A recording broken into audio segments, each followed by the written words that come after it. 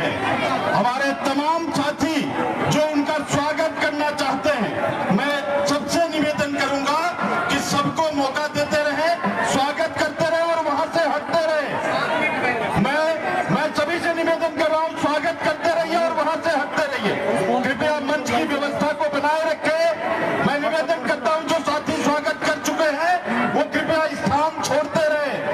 मैं सभी को पहचान रहा हूं, सभी साथी स्वागत करके अपना स्थान लेते रहे। थोड़ी ही देर में आदरणीय सांसद, आप सबके लोकप्रिय नेता 5-6 मिनट में दीपेंद्र हुड्डा जी भी यहाँ पर आने वाले हैं। मैं सीधा निवेदन करूंगा आदरणीय इमरान प्रताप गढ़ी जी से, मैं एक बार मंच को खाली करिए। भाई ये मंच आगे से खाली कर दीजिए।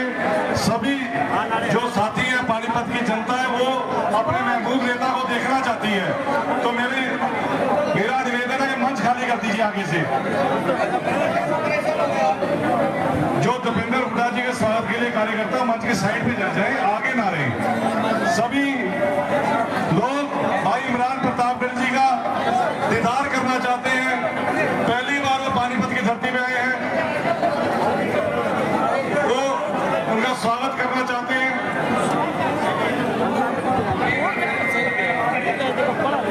भाई से मेरी दरखास्त है, मंच खाली करवा दीजिए।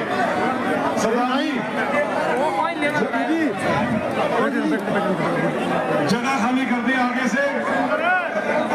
और मेरा निवेदन है भाई इमरान प्रतापगढ़ी जी से, हमारे राज्यसभा के सांसद हैं और मिनोरिटी डिपार्टमेंट के चेयरमैन हैं, कि वो आए और अपना ओजस्वी भाषण, जो अपना उद्बोधन है, वो पानीपत की जनता को दे। आदरणीय इमरान प्रतापगढ़ी जी, जोरदार तालियों से उनका स्वागत कीजिए। आदरणीय इमरान प्रतापगढ़ी जी, आदरणीय इमरान प्रतापगढ़ी जी, आपके आइए सर, आपका बहुत बहुत स्वागत है। आदरणीय भाई हमारे नेता इमरान प्रतापगढ़ी जी का।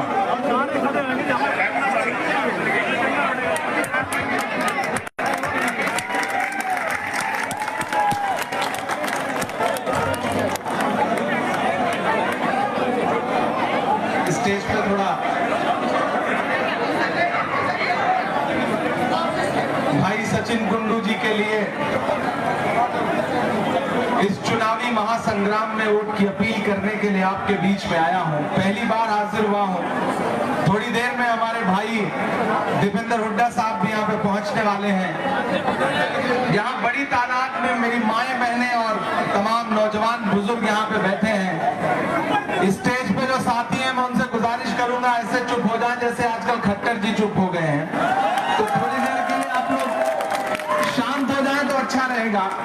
मैं पहली बार आया हूं, थोड़ी देर आपसे बातचीत करूंगा, गुफ्तगू करूंगा। इस तपती दोपहरी में भी जो हुजूम यहाँ पर भाई सचिन कुंडू के लिए उमड़ के आया है, वो इस चुनाव का परिणाम बता रहा है। 5 अक्टूबर को हरियाणा एक तरफा कांग्रेस की झोली में जा रहा है। कांग्रेस यहाँ से जीतने जा रही है। भूपेंद्र हुड्डा जी के नेतृत्व में, उनकी अगुवाई में पूरे हरियाणा ने मन बना लिया है। मैं 2 दिन से हरियाणा के अलग अलग हिस्सों में चुनाव प्रचार में जा रहा हूं। कल फरीदाबाद से लेके सोहना से लेके उस इलाके में चुनाव प्रचार में था, और पूरा हरियाणा ये कह रहा है कि कीमत तो बहुत बढ़ गई शहरों में धान की, कीमत तो बहुत बढ़ गई शहरों में धान की, लेकिन विदा ना हो सकी बेटी किसान की। कीमत तो बहुत बढ़ गई शहरों में धान की, लेकिन विदा न हो सकी बेटी किसान की। मौका मिला तो लोगों ने कुर्सी के वास्ते तस्वीर ही बिगाड़ दी हिंदुस्तान की। मेरे भाई, पिछले 10 साल में हरियाणा को जिस तरह से भाजपा ने लूटने का काम किया है, ये चुनाव उसका बदला लेने का चुनाव है। 10 साल पहले भूपेंद्र हुड्डा जी के नेतृत्व में हरियाणा विकास के पथ पर अग्रसर था। हर घर खुशहाल था, लोगों के पास रोजगार था, लेकिन अच्छे दिन देने का वादा करके जब से हरियाणा को भाजपा ने अपने पाले में लिया, तब से यहाँ का किसान हो, नौजवान हो, महिलाएं हो, बुजुर्ग हो, हर व्यक्ति परेशान है। हमारी आंखों में किसानों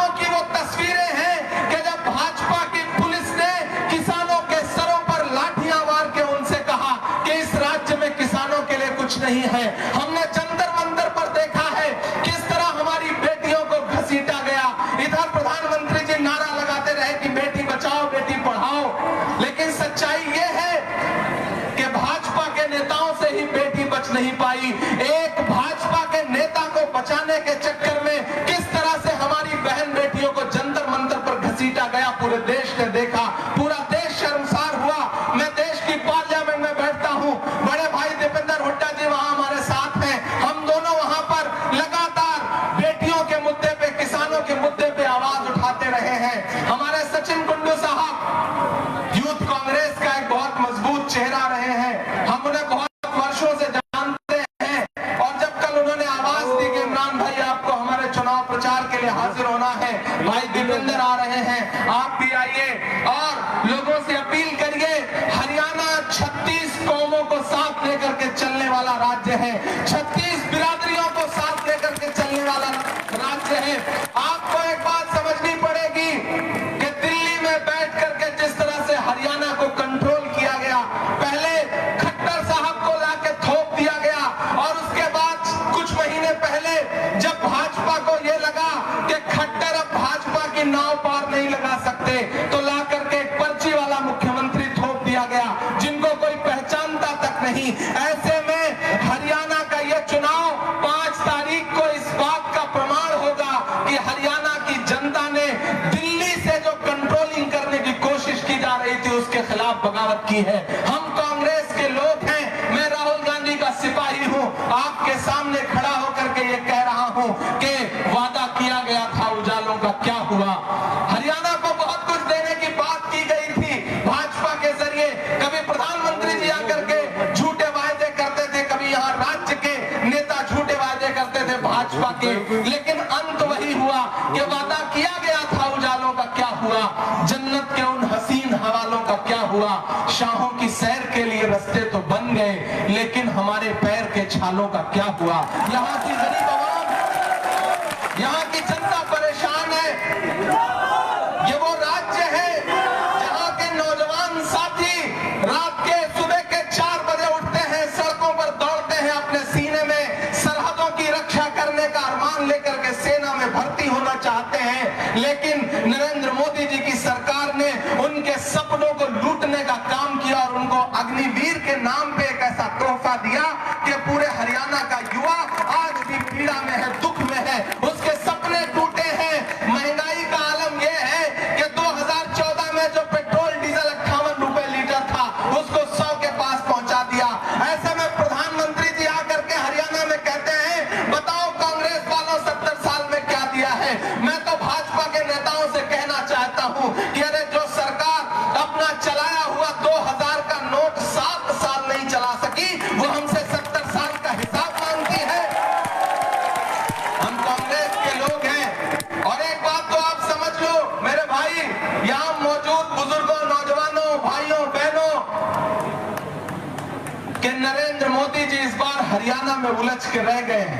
पूरी भाजपा परेशान है, भाजपा की रैलियों में भीड़ नहीं आ रही है, प्रधानमंत्री जी यहाँ बार बार भाषण देने नहीं आ रहे हैं, उनके भाषणों में वो जोश नहीं है, क्योंकि दिल्ली के गलियारे में किसी भी मीडिया हाउस से आप बात करोगे तो आपको वो यही बताएगा कि हरियाणा एक तरफा कांग्रेस की झोली में जा रहा है, कांग्रेस सरकार बनाने जा रही है। भाजपा परेशान है, भाजपा दुखी है। ऐसे में कांग्रेस पार्टी ने, भूपेंद्र हुड्डा जी ने, राहुल गांधी जी ने, उदय भान जी ने, दीपेंद्र भाई ने आपके बीच में सचिन कुंडू को आपका प्रत्याशी बना करके भेजा है। एक अपील मैं यहाँ अपने समाज के लोगों से भी करना चाहता हूँ। एक चीज आप जान लीजिए, मेरी बात की गंभीरता को समझिएगा। मतलब की बात सब समझते हैं, लेकिन बात का मतलब बहुत कम लोग समझ पाते हैं। मैं जो कहने जा रहा हूं इस बात का मतलब समझना। हरियाणा में एक तरफा कांग्रेस की लहर है, ये बात आप किसी भी व्यक्ति से पूछ लो, आप भाजपा के नेताओं से भी पूछोगे तो तभी जुबान वो कह रहे हैं कि भाई अब की तो हरियाणा में कांग्रेस की सरकार आ रही है। जिसको देखो वो पंजा दिखा रहा है, हर आदमी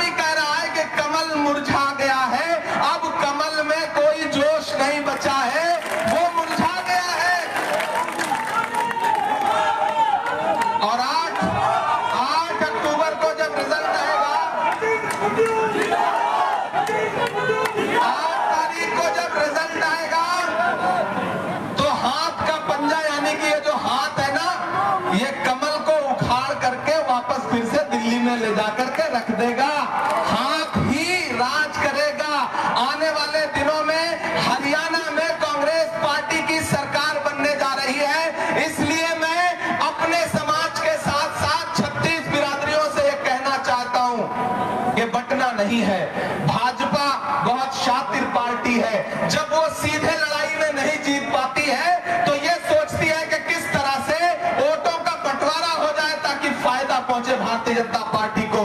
तो मुझे अपने समाज के लोगों से यह कहना है कि सरकार बनने जा रही है, इस बनती हुई सरकार में अपनी भागीदारी जताओ, सचिन गुंडू को जिता करके प्रदेश की असेंबली में पहुंचाओ। सचिन आपके लिए असेंबली में खड़े होकर के लड़ेंगे और इमरान आपके लिए पार्लियामेंट में खड़ा होकर के लड़ेगा, बोलेगा मेरे भाई ये लड़ाई किसानों की है, नौजवानों की है, दलितों की है, अल्पसंख्यकों की है, बेरोजगार साथियों की है।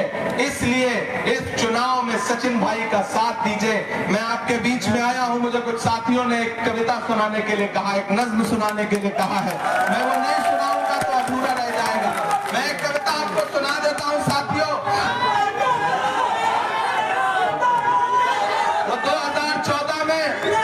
2014 में भाजपा का वो नारा याद है प्रधानमंत्री जी का कि भाइयों बहनों मैं चौकीदार हूं, मेरे हाथ में खजाने की चाबी सौंप दो, मैं देश नहीं लूटने दूंगा। ये नारा याद है ना?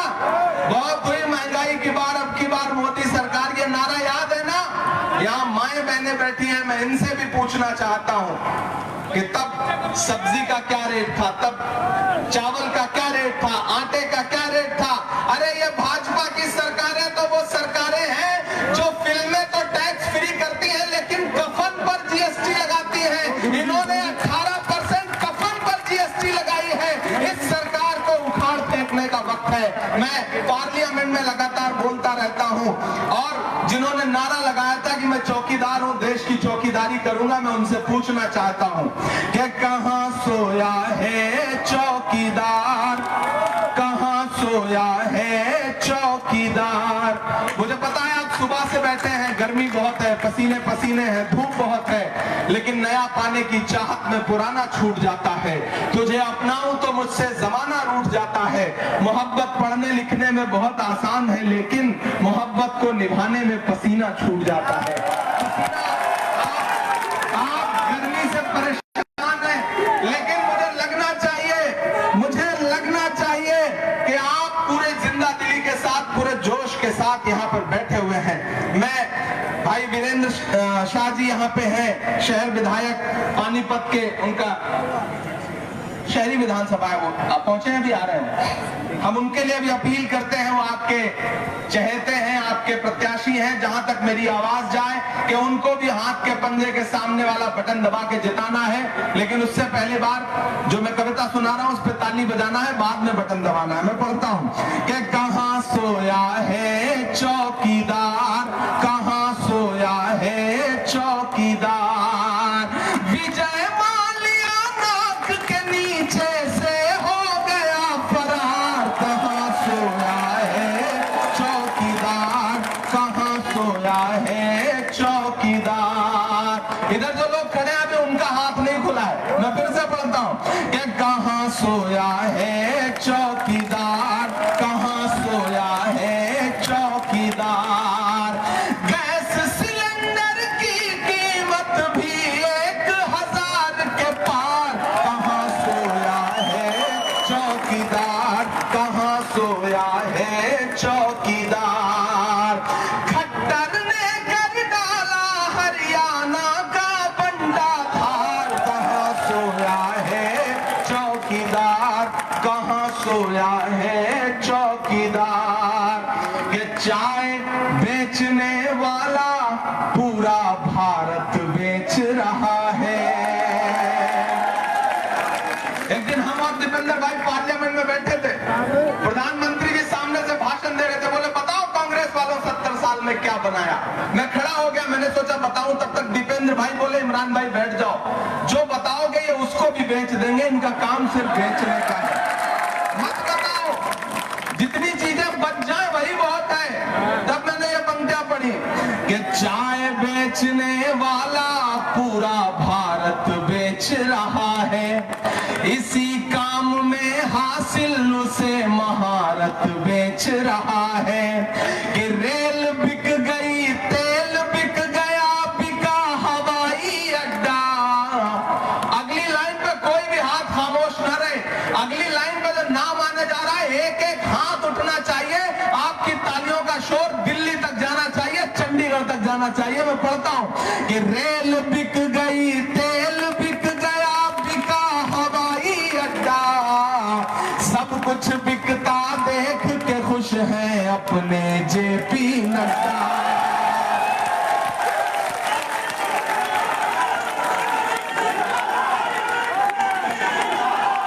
सही बोल रहा हूं कि नहीं बोल रहा हूं? सही बोल रहा हूं कि नहीं बोल रहा हूं? सही बोल रहा हूं। तो आपका ये जोश इसी तरह से 5 अक्टूबर तक बरकरार रहना चाहिए कि रेल बिक गई, तेल बिक गया, बिका हवाई अड्डा, सब कुछ बिकता देख के खुश हैं अपने जेपी नड्डा।